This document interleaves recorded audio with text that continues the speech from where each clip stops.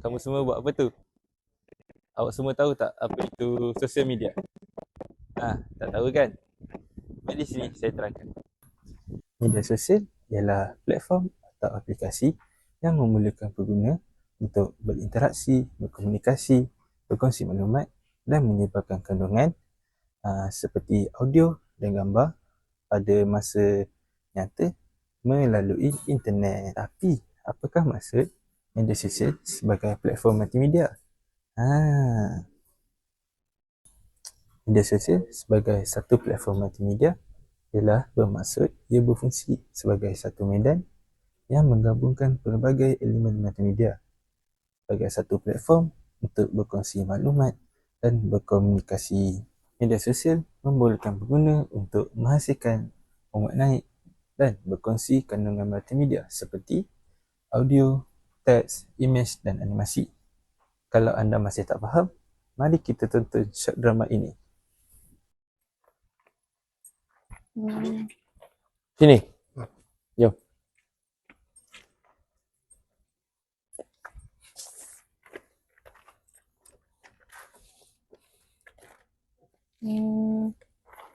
Jom buat TikTok dulu nak? Boleh lah. Tapi aku ada satu syarat. Apa syaratnya? Aku rasa korang kena teman aku dulu. Sebab aku rasa aku handsome hari ni. Macam je. Tak kan?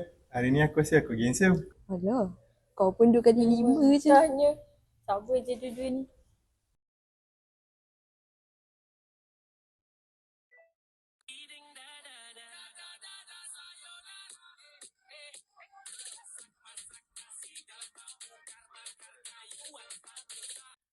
Okay, sekarang ni untuk aku outfit of the day, guys.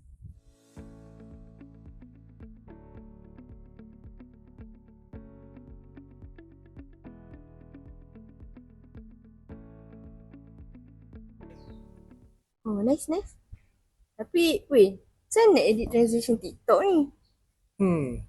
Gunalah CapCut. Kan senang. Alah, tapi storage aku dah penuh. Tak apa, biar aku editkan. Okay, mula tekan ni. Lepas tu, pilih part mana yang nak edit kan. Lepas tu tekan magic, tekan velocity. Okay, dah siap.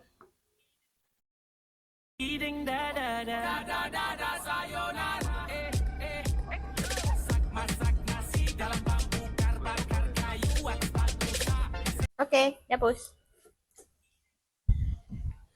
Willy, macam mana aku nak bagi story IG aku yang nampak gempak Gambar dah gempak tapi tak pandai edit. Apalah. Sini Akal. Aku buat kan. Tekan ni kan. Post ni. Tekan post.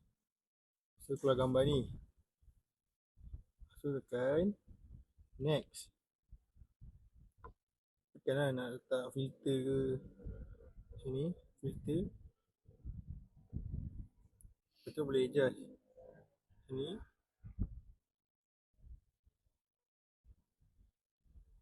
Tekan done. Ini kau nak brightness dia cerah ke gelap.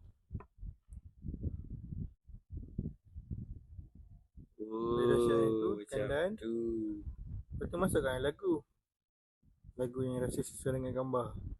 Sebagai contoh, kita letak lagu ni. Tekan next. Masuk caption. Saya handsome hari ni. Okay. Sekarang ni siap kan? Tekan share. Okay, aku dah apa Korang nanti korang like Yelah. Sekarang korang dah faham kan? Terima kasih kerana menonton.